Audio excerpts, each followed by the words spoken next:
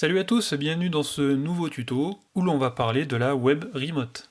Alors la Web Remote, qu'est-ce que c'est? C'est une télécommande web qui va nous permettre de contrôler notre soft grand amas 3 en déporté à distance depuis un navigateur web et que ça soit sur une tablette, un ordinateur ou même, soyons fous, sur un téléphone, ça fonctionnera de la même façon parce que à chaque fois on va passer par un navigateur web pour se connecter à cette télécommande web.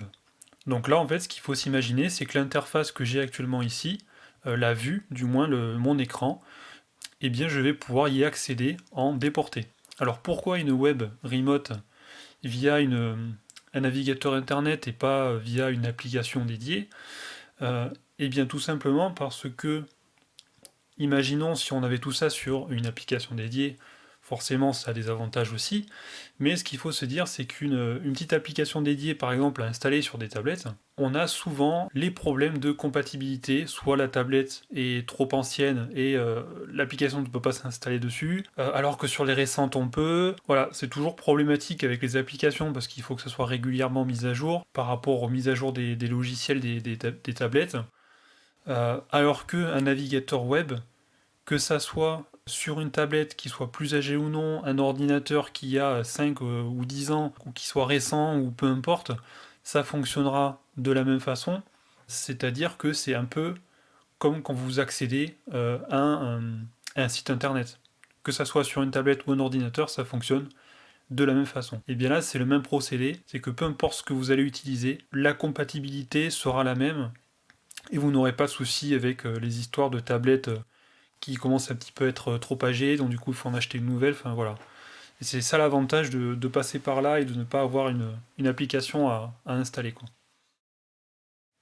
Alors pour accéder à cette web remote, nous on va prendre l'exemple d'un iPad, d'une tablette, mais avant de pouvoir y accéder depuis le navigateur web avec une adresse précise, on va déjà parler un petit peu des bases du réseau qui sont très importantes pour pouvoir bien comprendre le principe de la communication entre notre logiciel et la web remote. Alors je vous ai fait un petit schéma pour que vous compreniez bien le principe. J'ai mis mon ordinateur grand amas 3 en PC, j'ai rajouté un pupitre grand amas 3, j'ai mis une tablette, un routeur Wi-Fi et un node grand amas 3. Tout est relié ensemble via un câble réseau en jaune. Ici je suis entre le routeur Wi-Fi et ma tablette reliée en Wi-Fi, en sans fil. Et vous avez remarqué que j'ai ajouté des valeurs techniques à chaque élément. Donc ici j'ai l'IP et ici un subnet mask. Alors pour commencer, l'IP, qu'est-ce que c'est? Eh bien en fait c'est une adresse pour chacun de nos éléments afin que tout cela puisse être retrouvé sur le réseau. Pour vous donner le meilleur des exemples, vous prenez une maison, une habitation à l'autre au nord de la France et une habitation au sud de la France. Comment fait-on pour aller d'un point A à un point B quand on ne connaît pas précisément le lieu de destination du point B? Eh bien tout simplement, on prend l'adresse postale pour voir où cela se situe exactement. Voilà, sur le réseau, ça fonctionne un petit peu de la même manière. Quand j'ai besoin de partir de mon logiciel on-PC grand amas 3 pour aller communiquer sur mon node, eh bien l'ordinateur, lui, a besoin de savoir l'adresse précise du node pour pouvoir le trouver parmi tous les éléments de mon réseau. Et ce qui est important vraiment, c'est que l'adresse IP va être différente pour chaque élément, parce que forcément, si je mets une adresse IP similaire sur deux éléments, et bien lorsque mon ordinateur, par exemple, va devoir chercher le node, alors que j'ai deux adresses similaires ici et ici, par exemple, et bien l'ordinateur, lui, ne va pas arriver à faire la différence entre les deux, parce qu'ils ont la même adresse IP. Le subnet mask, on va y revenir un petit peu après, on va juste terminer quelques petites infos sur ce schéma. Alors vous voyez que j'ai tout relié ici sur le routeur en câble réseau et la tablette est en Wi-Fi reliée sur le routeur. Ce qu'il faut se dire, c'est que le routeur ici, dans le réseau, est très important parce que c'est lui qui va permettre de faire l'intersection ou une sorte de rond-point entre tous nos éléments. C'est vraiment l'épicentre du réseau où toutes les données vont pouvoir se croiser pour partir d'un bout à l'autre dans un sens ou dans l'autre. Ici, j'ai mis le logiciel grand amas 3 on PC, mais également un pupitre grand amas 3. Aujourd'hui, nous, ce qu'on va faire pour la web remote, on va partir d'un ordinateur, passer par un routeur et aller jusqu'à une tablette en Wi-Fi. Le node, c'était pour l'exemple, pour que vous compreniez bien le principe, on ne va pas s'en servir.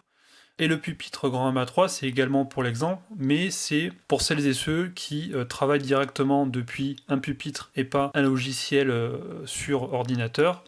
La seule différence qu'il faudra se dire, c'est que dans le tuto, que ça soit sur ordinateur ou sur un soft d'un pupitre, ça fonctionnera de la même façon, hormis pour le paramétrage de nos adresses IP. Sur les pupitres grand amas 3, ça se réglera directement sur le soft grand amas 3. Alors que sur un ordinateur, l'adresse IP devra se régler directement dans les réglages de l'ordinateur. Voilà, ça c'est très important à bien comprendre la différence entre un soft sur ordinateur et un soft sur pupitre pour les adressages IP. Alors, il est tout à fait possible de faire communiquer notre soft sur ordinateur avec le soft sur notre pupitre grand amas 3. Ça fonctionne pas comme une web remote, il y aura des réglages à faire directement dans le soft des deux côtés pour les faire communiquer ensemble. On va pas expliquer ça plus en détail dans ce tuto, on en parlera dans un prochain tuto dédié à cette partie. Alors l'adressage IP, on va aller déjà en premier lieu paramétrer notre routeur Wi-Fi. Alors le routeur Wi-Fi ici est très important. Je vous conseille vivement d'avoir un routeur, alors Wi-Fi ou non, ça dépend si vous utilisez la Wi-Fi ou pas. Forcément des routeurs, il y en a plein, il y a les gros routeurs pour les concerts, pour les gros spectacles, où là c'est vraiment dédié à ça, c'est forcément beaucoup plus coûteux et on va pouvoir faire des réseaux gigantesques pour nos événements de spectacle.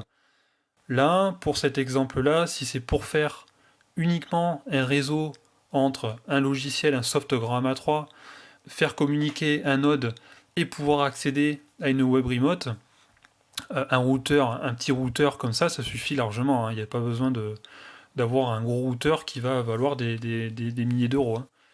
Alors ce routeur là, je vous mettrai dans le lien dans la description si ça vous intéresse. Je pense que pas mal le connaissent déjà.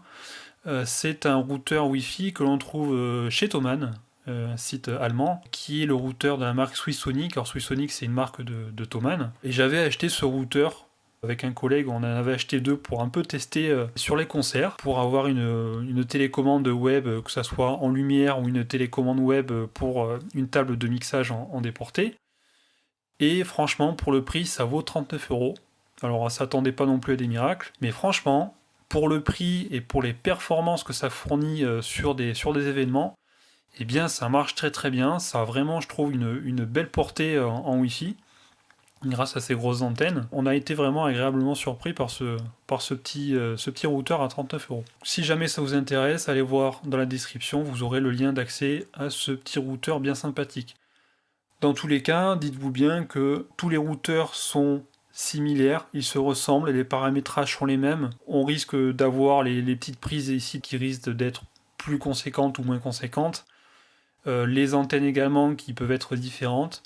Voilà, après c'est un routeur Wi-Fi, ça n'a rien de sorcier, il y en existe des centaines de modèles, voire peut-être plus, donc on en trouve énormément sur le marché.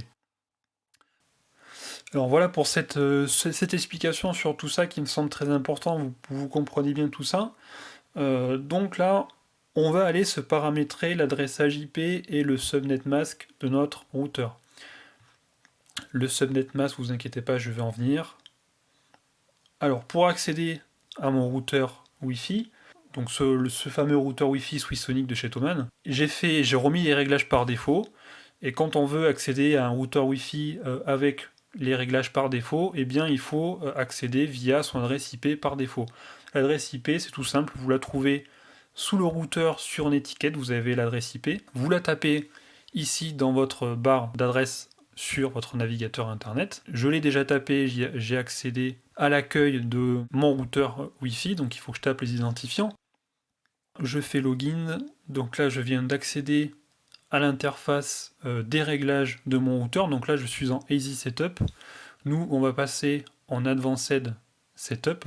Alors j'ai oublié de préciser, c'est important, sinon vous aurez du mal à accéder au routeur. Il est important, si je reprends le schéma, de bien relier son ordinateur soit en RJ45 en câble réseau Ethernet à son routeur, soit le relier via le Wi-Fi. Je Je vous conseille vivement, si c'est possible, de passer par le câble réseau. Vous êtes tranquille, c'est direct, et le câble, c'est une valeur beaucoup plus sûre. Une autre précision également sur les branchements sur les routeurs. Pensez bien à vous brancher ici sur le Swissonic, uniquement sur les prises orange, et pas la petite prise Ethernet ici en jaune. Elle est toujours un petit peu séparée ou d'une autre couleur. Cette prise-là, on ne s'en sert pas, elle est dédiée à autre chose et ne permet pas, dans le cas présent, de pouvoir faire un échange de données avec cette prise-là, ça ne fonctionnera pas. Alors, pour modifier mon adresse IP dans le Swissonic, alors que ce soit le Swissonic ou un autre routeur, les réglages seront pas forcément affichés de la même façon, mais vous pouvez faire exactement les mêmes réglages, il faut juste trouver l'endroit où régler ça exactement. Donc moi sur le Swissonic, je vais aller sur Network et je vais aller dans LAN Setting, qui va me permettre de régler l'adresse IP de mon routeur. Alors ici dans IP adresse, je vais pouvoir modifier mon adresse IP. Donc je vais reprendre le schéma que j'ai réalisé où j'ai déjà marqué les adresses IP que je vais mettre. Donc pour le routeur, j'ai mis que je mettais 192.168.0.14. Donc là, je vais enlever le 1, je vais mettre 0 et je mets 14. Alors le subnet mask, qu'est-ce que c'est? C'est ce qui va permettre de dire au réseau quelle valeur dans l'adresse IP va être fixe et quelle valeur va être différente. C'est-à-dire que là, vous pouvez mettre soit 255, soit 0, et chaque valeur correspond, vous l'avez remarqué, à nos valeurs que nous avons dans notre adresse IP. Donc 255, ça signifie que la valeur que j'ai dans mon adresse IP en premier ici sera identique sur tous les éléments de mon réseau. J'ai mis 255 pour la deuxième, donc ça veut dire que ça sera une valeur identique pour tout le monde. La même chose pour la troisième valeur. Et la quatrième valeur, j'ai mis 0. Et c'est là où en fait, ça va signifier que quand on met le 0 dans le subnet mask, le masque de sous-réseau, ça signifiera que dans mon adresse IP, la dernière valeur va être différente sur chaque élément dans mon réseau. Le DNS ici, on laisse tel quel. Le DHCP. Alors le DHCP, qu'est-ce que c'est? C'est en fait une sorte de protocole qui va affecter un IP automatiquement à tous les éléments de notre réseau. Nous, on ne va pas se servir du DHCP, donc je vais mettre disable ici pour désactiver le DHCP, et je vais faire appli. On va attendre que la mise à jour se fasse du routeur. Alors là, qu'est-ce qui se passe concrètement? J'ai un peu perdu la connexion avec mon routeur. Pourtant, l'adresse IP s'est bien mis à jour ici. Eh bien, parce que dans les paramétrages réseau de mon ordinateur, j'ai automatiquement sur les Mac, le DHCP est activé par défaut. C'est également pareil sur Windows. L'adresse IP est réglée sur automatique, donc c'est-à-dire que c'est le routeur qui attribue une adresse IP à l'ordinateur. Du coup, ce qu'il va falloir faire là sur Mac, on va aller modifier l'adresse IP de notre ordinateur. Alors sur Mac, pour modifier une adresse IP, on va aller dans les réglages, on va dans Réseau, et on va aller modifier l'adresse IP d'un ordinateur Mac. Je vous montrerai la manipulation juste après sur un ordinateur Windows. Alors sur Mac, ici, je vois que j'ai mon câble Ethernet de connecté, celui-ci, et je vois que je suis donc forcément réglé via DHCP, donc adressage automatique par rapport au routeur, donc je vais passer en manuel. Je vais rattraper ici l'adresse IP que j'avais ici précisé sur le schéma, donc j'ai dit que pour l'ordinateur c'était 192.168.0.11. Le subnet mask, lui, dites-vous bien que ça sera le même pour tout le monde. Au moins, ça c'est pas compliqué. Donc 192.168.0.11. Le masque de sous-réseau est très bien réglé. Alors là sur Mac, il me demande l'adresse IP du routeur, elle s'est déjà mise automatiquement, donc c'est bien celle-ci. Et je vais faire appliquer. On va attendre que la mise à jour se fasse, vous allez voir, ça fait tout seul. Et voilà, mon ordinateur a bien pris en compte la nouvelle adresse IP et forcément a mis à jour ma page internet parce qu'il vient de détecter de nouveau mon routeur. Et maintenant, je vous montre très rapidement la manipulation pour faire l'adressage IP sur un ordinateur Windows. Vous allez voir, c'est très très simple.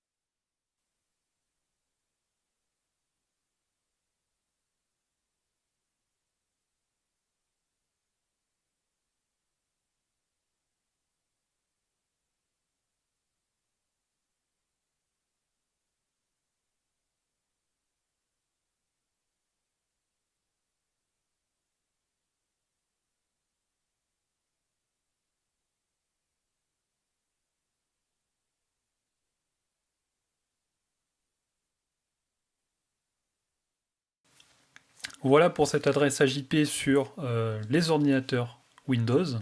On repasse sur un écosystème Mac. Donc de toute façon maintenant, les réglages sont faits sur les ordinateurs, hein, que ce soit Windows ou Mac, ça sera la même chose pour la suite de ce tuto.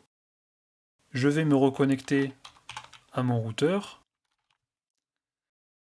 On va aller vérifier si l'adresse IP c'est bien réglé. Hein. Bon, on l'a déjà vu que c'est bien réglé, mais on peut aller vérifier ça dans LAN Setting. Je vois que tout est bien réglé. Et après, si je le souhaite, là, il y a une petite fonction. Quand je vais sur... Alors, c'est DHCP et ARP table. J'ai en fait les éléments qui sont connectés à mon routeur. Alors, j'ai pas le nom, mais là, je devine que le 0.11, c'est mon Mac qui est connecté à mon routeur. Si jamais vous utilisez le DHCP, ce qu'il faut vous dire, c'est que vous pouvez très bien utiliser le DHCP, hein, ce protocole-là.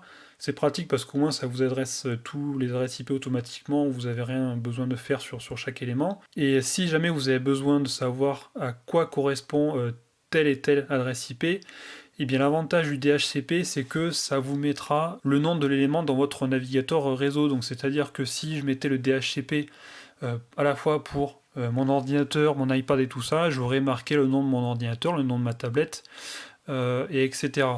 Ici j'ai que l'adresse IP par cette méthode-là, mais je sais qui est qui de toute façon. Alors maintenant j'ai modifié l'adresse IP de mon routeur et de mon ordinateur. Je vais aller, pour terminer, modifier l'adresse IP de ma tablette. Parce que forcément, la tablette, c'est comme un ordinateur. Actuellement, elle est sur la fonction DHCP. Elle aura l'adresse IP que le routeur va lui donner. Et forcément, là, le DHCP, je l'ai désactivé. Et la tablette ne pourra pas communiquer avec mon réseau. On passe donc sur la tablette. Donc sur un iPad, après que ce soit de toute façon sur iPad ou sur Android ou sur un autre système d'exploitation de vos tablettes, concrètement, voilà, si jamais vous n'arrivez pas à trouver où sont les réglages IP, vous faites une petite recherche sur Internet et vous trouverez rapidement les manipulations pour changer les adresses IP. En tout cas, sur les tablettes iPad, Apple, on va passer par les réglages. Donc on va sur Réglages. Dans Réglages, je vais dans Wi-Fi. Là, je vais activer mon réseau Wi-Fi. Et je vais aller repérer mes réseaux Wi-Fi. Donc dans mes réseaux Wi-Fi, je vois que j'ai donc bien mon routeur Swissonic. Alors j'ai pas bloqué hein, là les réseaux Wi-Fi dans ce tuto là, mais on peut très bien bloquer avec un mot de passe. C'est beaucoup plus sécurisé sur un événement pour éviter que tout le monde y accède. Donc moi, alors là, peu importe hein, que j'accède au réseau 5 GHz ou 2,4 GHz à la bande, aucune importance. On va prendre le 5 GHz, le premier qui vient. Voilà, donc c'est bien validé, je suis dessus. Et maintenant, je vais régler l'adresse IP pour ce réseau Wi-Fi. Donc je vais aller dans le petit i au bout de la barre du réseau Wi-Fi, juste à côté du petit logo là, le i avec un rond. Et je vois que quand je descends, adressage IPv4, donc là je suis comme ce qu'on a vu sur Mac ou sur Windows, hein, on est sur automatique, donc l'adressage se fait par rapport au routeur. Et là je vais passer en manuel. Donc toujours le même principe, on va aller mettre l'adresse IP que l'on avait sur notre schéma, 192.168.0.15. Le masque de sous-réseau est 255.255.255.0. On va mettre l'adresse IP du routeur parce que là ça me le demande. Donc mon routeur c'est le 192.168.0.14. Je fais enregistrer.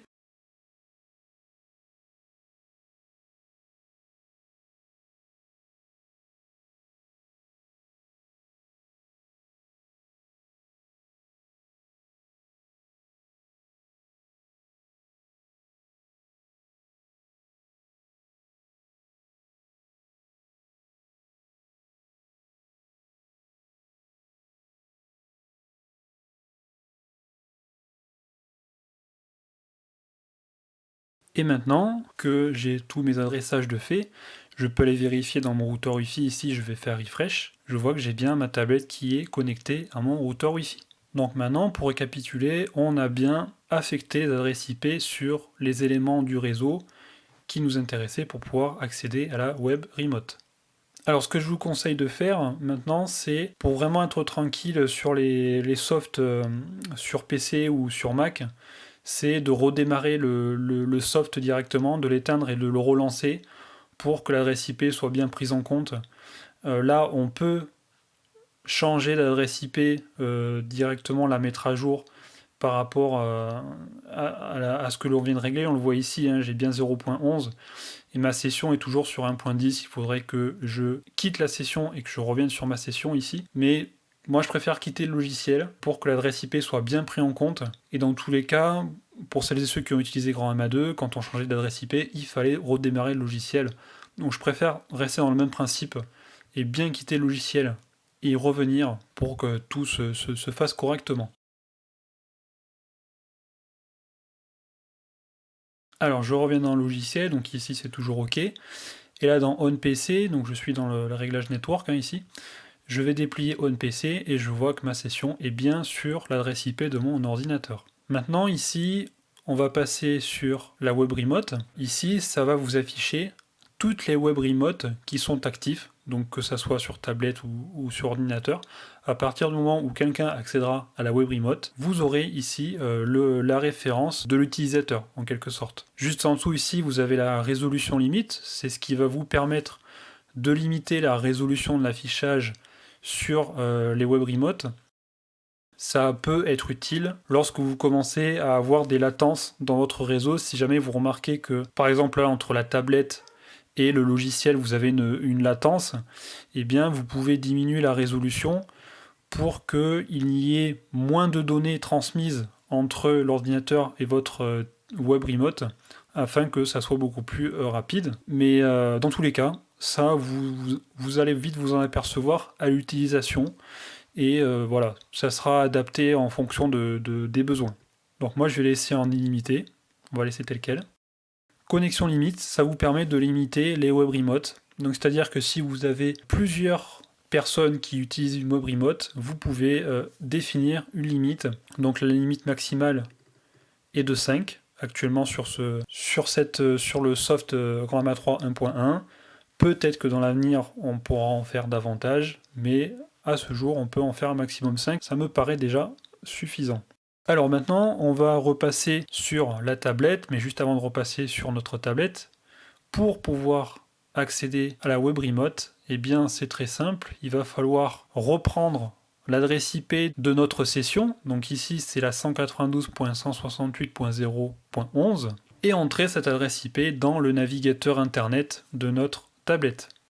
Alors je reviens sur la tablette, donc je sais que mon adresse IP se termine par 11. Alors pour les navigateurs web, que ce soit Firefox, Safari, que ce soit Chrome, ça fonctionnera de la même façon, c'est au choix.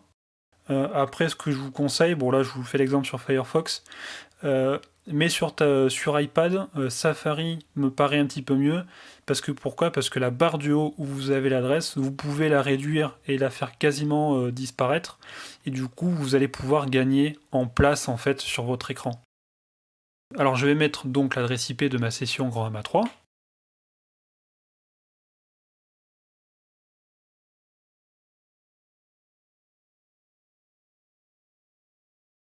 Et là, ce qu'il va falloir rajouter, en fait, c'est rajouter 2 points et mettre 80-80.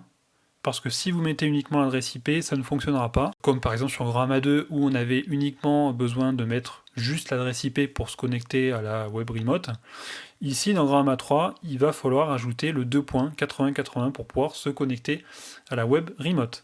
Donc je mets 2 points 80-80 et je fais entrer. Voilà, je viens de me connecter à ma web remote.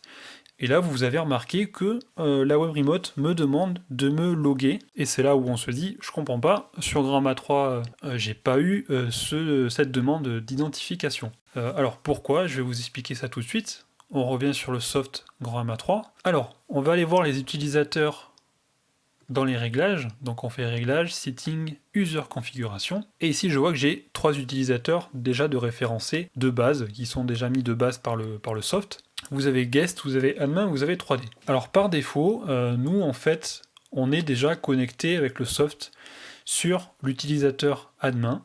Alors comment savoir sur quel utilisateur on est logué ? Eh bien il suffit de regarder dans la barre de commande Et ici, juste avant fixture, vous avez marqué admin. Donc ça vous indique sur quel utilisateur nous sommes logués. Alors moi, ce que je vais faire, je vais créer un utilisateur spécifique pour la web remote. Je vais vous expliquer pourquoi et c'est là où ça va devenir super intéressant. On pourrait très bien se connecter sur admin. Et ça, je vais vous expliquer pourquoi il est important de se créer vraiment un utilisateur spécifique à la web remote, vous allez voir. Alors je vais faire new user. Sur user 4, je vais mettre remote.